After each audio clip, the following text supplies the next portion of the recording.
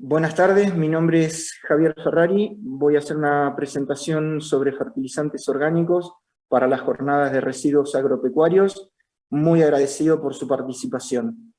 Comenzamos entonces con la diapositiva 2,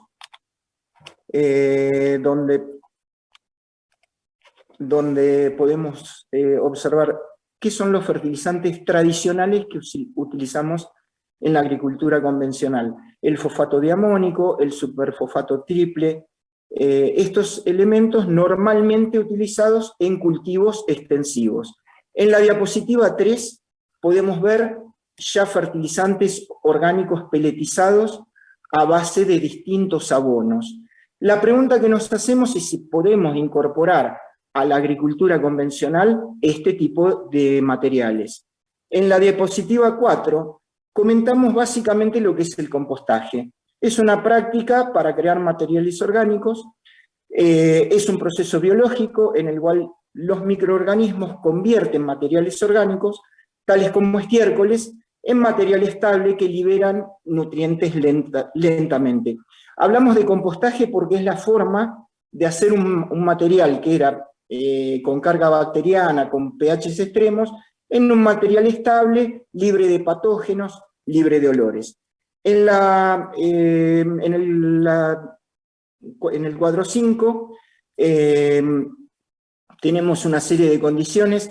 ¿Qué es el compost? Es una bioxidación controlada, es un proceso efectivo en la reducción de patógenos, y el producto final es un material estable que podemos utilizarlo como para reponer nutrientes en diferentes cultivos.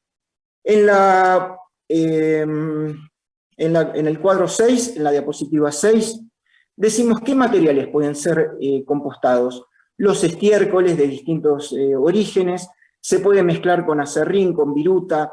Hay una parte que es el material a compostar, básicamente el material primario, y un material normalmente llamado estructurante, que permite la aireación de ese material, puesto que el compostaje es un proceso aerobio estricto. En la diapositiva 7 decimos que las condiciones ambientales en las cuales producimos el compost son fundamentales para conservar los nutrientes y para no perder nutrientes mediante el proceso de lixiviación. De los procesos de pérdida de nutrientes durante el proceso de compostaje, el fundamental es el transporte de nutrientes por el agua, que es lo que debemos evitar. En el caso de estar en climas, digamos, húmedos, debemos proteger los abonos bajo cubierta durante el proceso de compostaje. En la diapositiva 8 podemos ver algunas propiedades de distintos materiales, por ejemplo, de oveja, de vaca, de lombricompuestos, de fertilizantes orgánicos en pellet, comerciales, y podemos estudiar las distintas cantidades de nutrientes y las distintas propiedades que tienen en cuanto al pH, a la densidad aparente, a la humedad con la que vienen. En la diapositiva 9 podemos ver cómo distribuimos a campo los distintos materiales, los distintos abonos. ¿Qué desventaja podemos observar? Que la disposición mediante carros abonadores, primero que no lo podemos dosificar tan ajustadamente, lo agregamos en metros cúbicos en volumen por hectárea.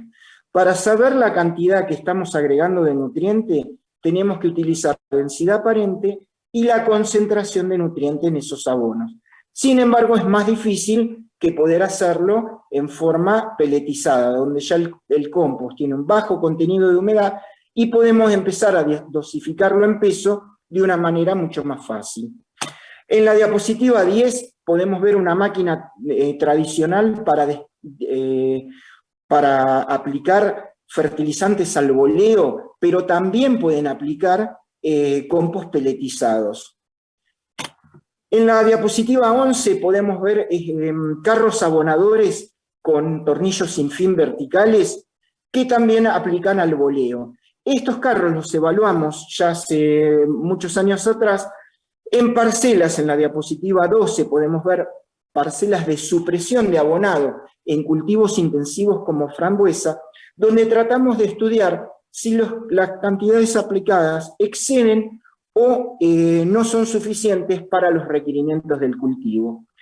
En la diapositiva 13 vemos, ahí empezamos a ver, estudiamos los nutrientes en los distintos componentes de la planta, y lo que vemos que en general las cantidades aplicadas en cultivos intensivos exceden los requerimientos del cultivo, además que empezamos a ver sobreenriquecimientos de nutrientes como nitratos y fosfatos en el suelo.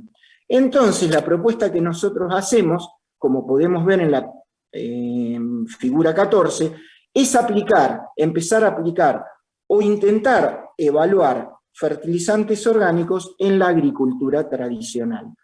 En general, en la agricultura tradicional, como los fertilizantes son un costo muy alto respecto del producto que vendemos, las dosis en general son bajas. Y lo que observamos también es una depreciación de la materia orgánica del suelo en los años de agricultura. Para contrarrestar esto, intentamos probar fertilizantes orgánicos.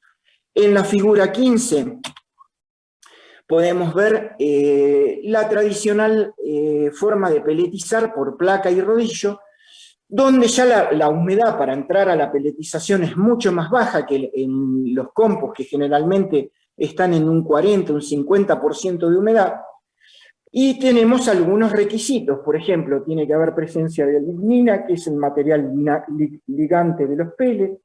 El tamaño de partícula tiene que ser inferior al diámetro del agujero de la placa donde vamos a peletizar. Entonces necesitamos picar el material a un tamaño inferior al diámetro de placa y debe estar libre de impurezas. O sea, tenemos un requisito de tener un compost de alta calidad. En la figura 16, lo que estamos observando es la evaluación de sembradoras convencionales con distintos tipos de distribuidores. En estrella para las máquinas viejas, como en el caso de la Hoover de la izquierda, donde son distribuidores de velocidad fija y capacidad variable, y a la izquierda tenemos los típicos distribuidores actualmente en uso, los distribuidores Chevron, que son de capacidad fija y velocidad variable. ¿Qué es lo que estudiamos en este caso? Que en cualquier tipo de máquina convencional podemos aplicar fertilizantes orgánicos y expandir la escala de utilización de los mismos. En la figura 17 lo que estamos viendo es una intersiembra con una máquina intersembradora de pequeña escala, diseñada por el INTA, una Suri, y también podemos aplicar fertilizantes peletizados. En este caso lo que estamos intersembrando en un machine de la estepa es agropiro con lotus tenuis. Entonces estamos probando que también es posible utilizar tanto fertilizantes tradicionales como fertilizantes orgánicos. En este caso lo que estamos empleando es un fertilizante mezcla de compost con fosfato. En la figura 18 observamos que para peletizar a baja escala tenemos distintas máquinas. Podemos emplear peletizadoras a base de motores eléctricos, de motores explosión, a toma de fuerza de tractor, o directamente podemos contar con plantas de peletizado, tal como la empresa con la que trabajamos en conjunto en un proyecto para la reutilización de materiales, a distinta escala. Hay motores chicos, grandes, medianos, de todo. Lo que pensamos es que la peletización es un mecanismo para transformar los compost que es factible de ser utilizado en la agricultura tradicional. En la figura 19 hacemos ensayos de macetas de trigo con la misma semilla que utiliza el doctor Carciocci en los ensayos de trigo que va a mencionar a continuación de esta presentación, y tratamos de ver la respuesta en estado vegetativo. Acá ampliamos el estudio a distintos materiales orgánicos, compost de diferentes orígenes, guanos de ave, estiércoles de feedlot, de tambo, materiales residuales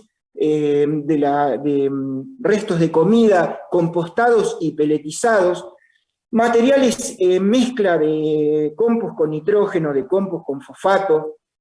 Lo comparamos también con los fertilizantes tal cual, como el fosfato monoamónico, como la urea, y vemos la respuesta, si hay macollaje, si no hay macollaje, si las dosis, en general lo que vemos es que las dosis con materiales puros, compost puros, deberían ser muy altas, por eso necesitamos enriquecerlo, y hacemos todos estos estudios de base tendientes a reciclar los nutrientes mediante los compost y expandir la escala de utilización de los compost desde los miles de hectáreas que tenemos en los cinturones hortícolas hacia los millones de hectáreas de cultivo que tenemos.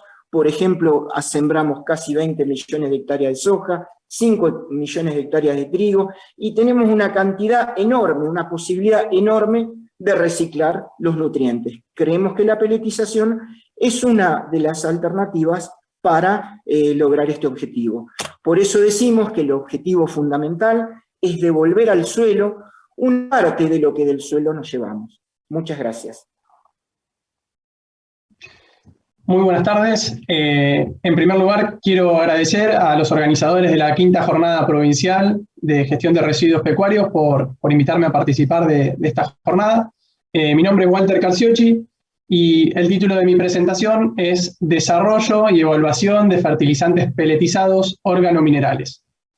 Javier nos estuvo comentando recién acerca del desarrollo, ¿sí?, de estos fertilizantes, y ahora yo les voy a mostrar algunos resultados preliminares que surgen de la evaluación a campo en el cultivo de trigo de estos fertilizantes organominerales.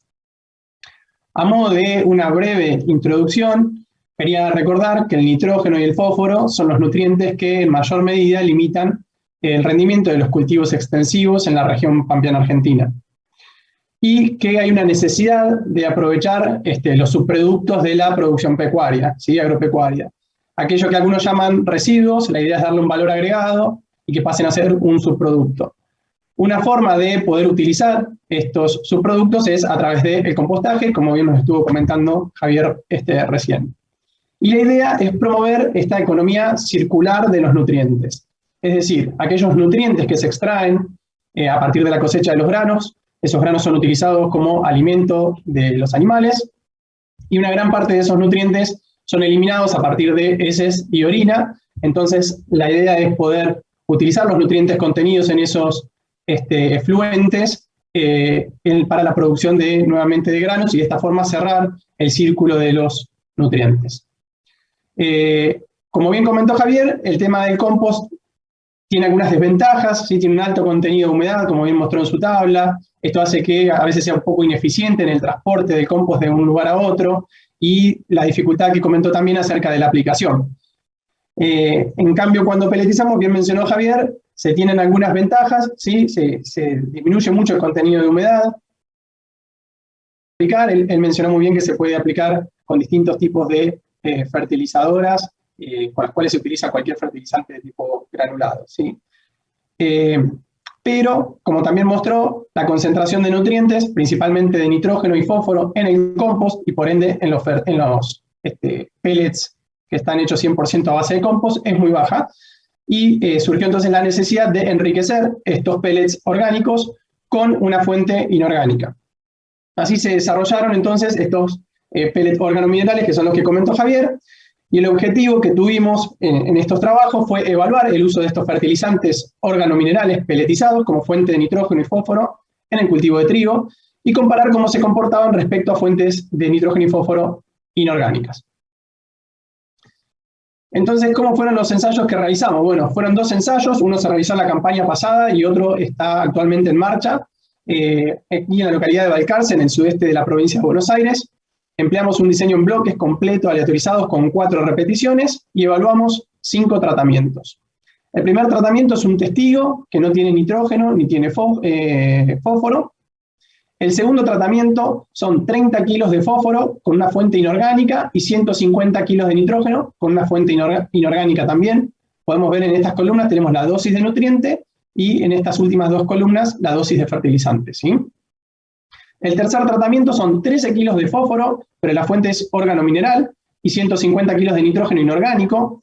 ¿Por qué menos kilos de fósforo? Porque quisimos evaluar isodosis de fertilizante, de producto. Entonces, como la concentración de fósforo del pellet órgano mineral es menor, la cantidad de kilos que estamos aplicando también es menor. Un cuarto tratamiento que tiene la misma dosis de nutriente, 30 kilos de fósforo, órgano mineral y 150 kilos de nitrógeno inorgánico. Y un quinto tratamiento que son nuevamente 30 kilos de fósforo y 150 de nitrógeno, pero 100% fertilizantes organominerales. La fuente inorgánica fue fosfato monoamónico y la fuente inorgánica de nitrógeno fue urea. El fósforo se aplicó siempre, ya sea fuente inorgánica u órgano mineral, en la línea de siembra, y el nitrógeno se aplicó al boleo en superficie al inicio del malcollar. ¿Qué mediciones realizamos? Bueno, en distintos estadios del cultivo de trigo, medimos cobertura, ¿sí?, con la aplicación canopeo, medimos el índice de verdor a través del SPAD y el NDVI a través del uso del Green Seeker. Luego, a madurez fisiológica, determinamos el rendimiento y los componentes del rendimiento, y a partir de muestras de granos, determinamos algunos parámetros de calidad de grano, como el peso hectolítrico, la concentración de proteína y la concentración de gluten. Yendo entonces a los resultados de la campaña 2020, lo primero que quería era caracterizar un poco el sitio, ¿sí? Tanto en ambas campañas, 2020 como 2021, el contenido de materia orgánica rondó el 5% en el suelo en el cual realizamos esta experiencia, un pH de aproximadamente 6. El contenido de fósforo gray estuvo entre 20 y 30 partes por millón, y el contenido de nitrógeno incubado en anaerobiosis, que es un indicador del potencial de mineralización de nitrógeno de los suelos, estuvo entre 30 y 50, que son valores bajos para la zona del sudeste bonaerense. Y la disponibilidad de nitrógeno bajo la forma de nitrato a la siembra en los primeros 60 centímetros fue de unos 50 kilos. ¿Sí? Bueno, hecho esta caracterización de las condiciones edáficas donde realizamos las experiencias, paso a mostrarles ahora los resultados del índice de verdor. Podemos ver en este primer gráfico, en el eje Y tenemos el índice de verdor para los distintos tratamientos que hoy estuve comentando en la tabla, y básicamente lo que vemos es que los tratamientos fertilizados incrementaron, ¿sí?, su índice de verdor respecto al testigo, y no hubo diferencias entre las distintas fuentes de fertilizante respecto al índice de verdor. Algo bastante similar es lo que se observa en el NDVI, ¿sí? Los fertilizados, mayor NDVI que el testigo, y aquí sí tenemos algunas pequeñas diferencias entre las distintas fuentes evaluadas. Esto, como hoy les dije, está en el estadio, medido en el estadio de un nudo, ¿sí? Medimos en distintos estadios, yo solo les muestro aquí uno de los estadios evaluados. Pasando ahora a lo que es el rendimiento y los componentes del rendimiento, en este primer gráfico entonces podemos ver en el eje de la Y el rendimiento para los distintos tratamientos, ¿sí? Lo primero que vemos es que los tratamientos fertilizados incrementaron, ¿sí?, su rendimiento respecto al testigo, ¿sí? Cuando comparamos la fuente totalmente inorgánica respecto al testigo, vemos que hubo una respuesta de unos 1.900 kilos, que representa aproximadamente un 73%. El testigo sin N y ni P rindió unos 2.600 kilos, y esta barrita amarilla, que es el tratamiento totalmente inorgánico, rindió unos 4.500 kilos por hectárea. Otra de las cosas que vemos es que disminuir la dosis de P no afectó el rendimiento. Fíjense en esta barrita de aquí, tenemos la dosis de 13 kilos de fósforo, ¿sí?, con fuente órgano mineral, y vemos que no hay diferencias, ya sea con la misma fuente órgano mineral o con la fuente inorgánica respecto al rendimiento, o sea que pudimos disminuir la dosis de P. Y lo que sí vemos, si comparamos la fuente que es totalmente inorgánica, ¿sí?, fósforo y nitrógeno, versus la órgano mineral, que se incrementó el rendimiento en unos 850 kilos, que representa un 19% de incremento en el rendimiento. Bien. Tenemos varias hipótesis acá que vamos a ir evaluando en los próximos años respecto de por qué esta fuente de órgano mineral incrementó el rendimiento respecto a la fuente totalmente inorgánica.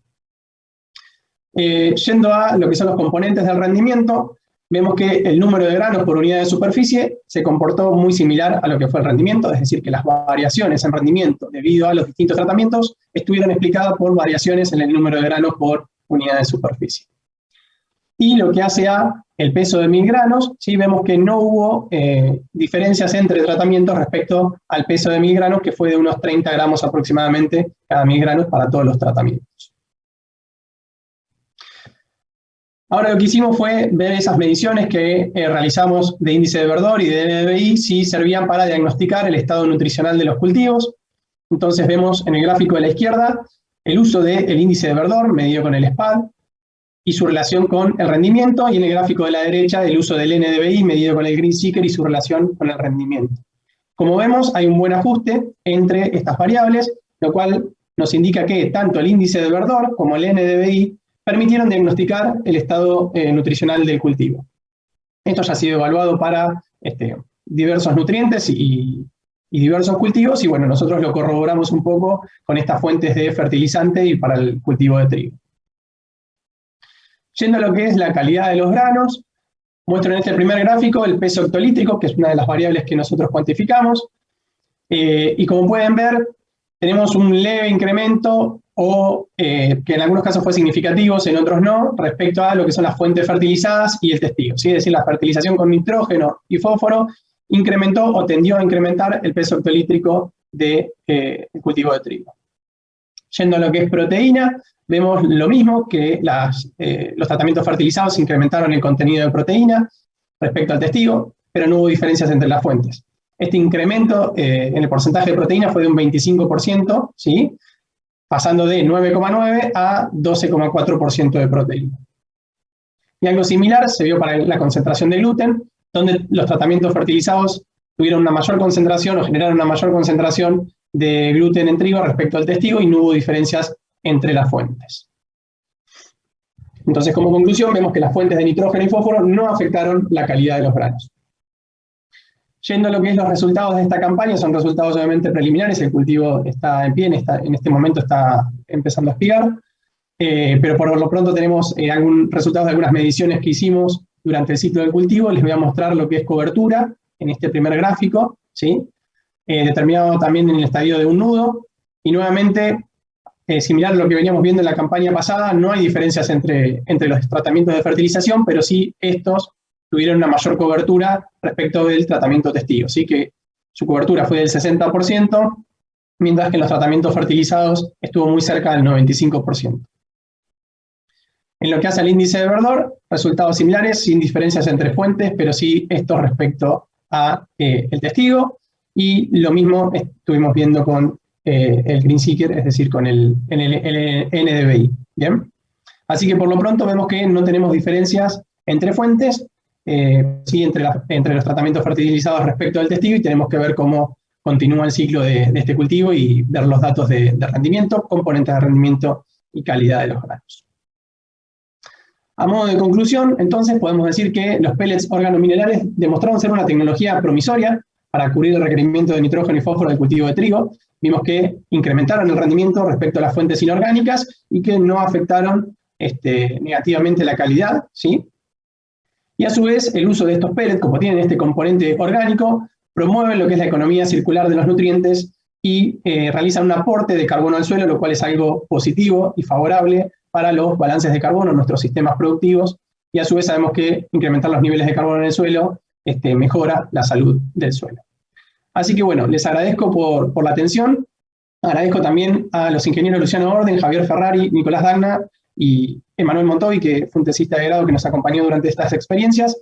Y bueno, les dejo ahí mis datos de contacto por cualquier duda. Muchas gracias.